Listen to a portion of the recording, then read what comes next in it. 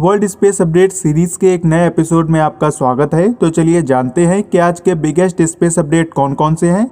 आज की जो पहली अपडेट है वह स्पेस एक्स के फॉल्कन 9 रॉकेट के लॉन्च को लेकर है। आज यानी 16 मई को सुबह 4:26 AM पर स्पेस एक्स के द्वारा अपने फॉल्कन 9 रॉकेट से स्टारलिंक सैटेलाइट के एक नए बैच को लॉन्च करा गया था और स्पेस एक्स का जो ये लॉन्च था वह कैनेडी स्पेस सेंटर के स्पेस लॉन्च कॉम्प्लेक्स 39A से कंडक्ट करा गया था। और वहीं यह जो फॉल्कन 9 रॉकेट था उसमें स्पेस एक्स के द्वारा रीयूज्ड बूस्टर का यूज करा गया था और यह जो बूस्टर था उसके द्वारा पहले ही नासा के एस्ट्रोनॉट को इंटरनेशनल स्पेस स्टेशन तक लॉन्च करने के साथ ही एनासिस सेकेंड, CRS-21 और ट्रांसपोर्टर 1 सैटेलाइट के साथ ही 3 स्टारलिंक सैटेलाइट मिशंस को भी लॉन्च करा जा चुका था।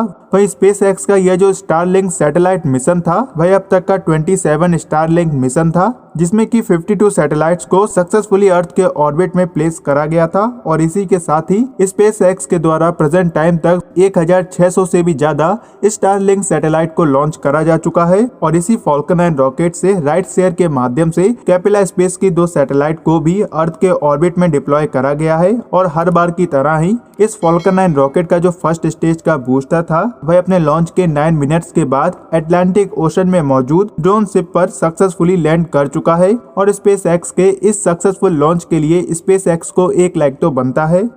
जो दूसरी अपडेट है वह रॉकेट लैब के इलेक्ट्रॉन रॉकेट के लॉन्च को लेकर है। कल अमेरिका की प्राइवेट सेक्टर की small satellite launch company rocket lab के द्वारा अपने इलेक्ट्रॉन रॉकेट को न्यूजीलैंड के माहिया पेनिसुला से लॉन्च करा गया था। और अपने लॉन्च के बाद ही इस रॉकेट की जो फर्स्ट स्टेज थी वह लॉन्च के 2 मिनट 35 सेकेंड्स के बाद सेपरेट हो गई थी।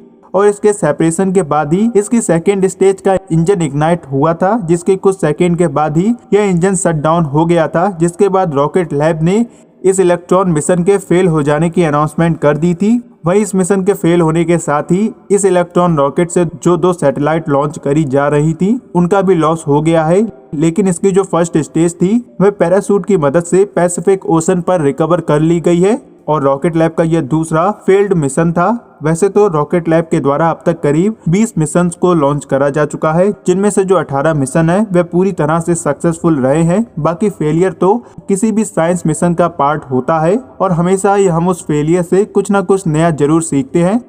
आज की जो तीसरी अपडेट है वह इसरो की GSAT-1 सैटेलाइट की लॉन्चिंग को लेकर है।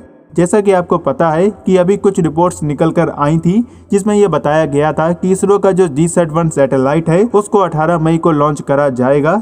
लेकिन अब यह कंफर्म करा जा चुका है कि इसरो के द्वारा 18 मई को किसी भी प्रकार के रॉकेट लॉन्च मिशन को कंडक्ट नहीं करा जा रहा है। और यह जो GSAT-1 सैटेलाइट है इसको एक बार फिर से डिले का सामना करना पड़ेगा। और यह जो GSAT-1 सैटेलाइट का लॉन्च है यह इसरो का अब तक का most awaited satellite launch mission है, जिसको कि पिछले साल 5 मार्च 2020 को लॉन्च करा जाना था, लेकिन कुछ टेक्निकल प्रॉब्लम की वजह से इसके लॉन्च को कैंसिल करना पड़ा था। और फिर इसको मार्च 2021 में लॉन्च के लिए शेड्यूल करा गया था, लेकिन बैटरीज में कुछ टेक्निकल इशू आ जाने के चलते इसके लॉन्च को फिर से कैंसिल कर दिया गया था। लेकिन इस बार इस रॉकेट लॉन्च के डिले होने का जो मेन रीजन है वह चाइनीज वायरस है और इसकी वजह से इसरो के कई सारे एम्प्लॉयज भी इफेक्टेड हुए हैं। और हम आशा करते हैं कि यह जो चाइनीज वायरस है वह पूरी तरह से भारत से खत्म हो जाएगा, ताकि इसरो के जो फ्यूचर मिशंस हैं वह अपने शेड्यूल के मुताबिक लॉन्च करे जा सकें। और अभी तक इसरो की तरफ से यह नहीं बताया गया है कि इस GSAT-1 सैटेलाइट को कब और कैसे लॉन्च करा जाएगा। बाकी आपका इसरो के GSAT-1 सैटेलाइट के लॉन्च के बारे में क्या विचार है कमेंट सेक्शन में जरूर बताएं। आज की जो चौथी अपडेट है वह चाइना के चैंग 5 मिशन को लेकर है। जैसा कि चीन ने 2020 में अपने चैंग 5 मिशन को लॉन्च और इसका जो प्रोब था जिसकी मदद से अर्थ पर मून से कलेक्ट करे गए सैंपल्स को डिलीवर करा गया था। और अब यह जो चैंग 5 मिशन का प्रोब था इसने अपने पूरे मिशन को सक्सेसफुली कंप्लीट करने के बाद यह जो चैंग 5 प्रोब है इसकी मिशन लाइफ को चाइना की तरफ से एक्सटेंड कर दिया गया है। और प्रेजेंट टाइम में यह जो प्रोब है वह अर्थ और सन के बीच में मौजूद लैग्रैंज पॉइंट फर्स्ट में पहुंचकर वहां पर अपने डीप स्पेस एक्सपेरिमेंट को कंडक्ट कर रहा है। और यह जो लैग्रैंज पॉइंट है इसकी पृथ्वी से दूरी लगभग 15 लाख किलोमीटर की है। और इतनी दूरी पर पहुंचकर चाइना के इस चैंग 5 प्रोब के द्वारा अर्थ और मून की इमेज को कैप्चर करा गया है। और यह जो इमेज आप स्क्रीन पर देख रहे हैं ये चाइना के चैंग 5 प्रोब के द्वारा ही कैप्चर करी गई अर्थ मून के अलावा। और यह जो प्रोब है वह प्रेजेंट टाइम में ऑर्बिटल कंट्रोल टेस्ट और अर्थ एंड सोलर ऑब्जर्वेशन को कंडक्ट कर रहा है। और ये जब तक ठीक प्रकार से काम करता रहेगा तब तक चाइना के द्वारा इसको किसी न किसी रूप से यूज में लाया जाता रहेगा। तो आज के इस वीडियो में रखते हैं बस इतना ही। अगर आपको यह वीडियो इन्फॉर्मेटिव लगी हो तो इस वीडियो को लाइक और शेयर करने के साथ ही हिंदी स्पेस चैनल को सब्सक्राइब करें ताकि आप ऐसे ही इंटरनेशनल स्पेस अपडेट को सबसे पहले हिंदी में देख सकें।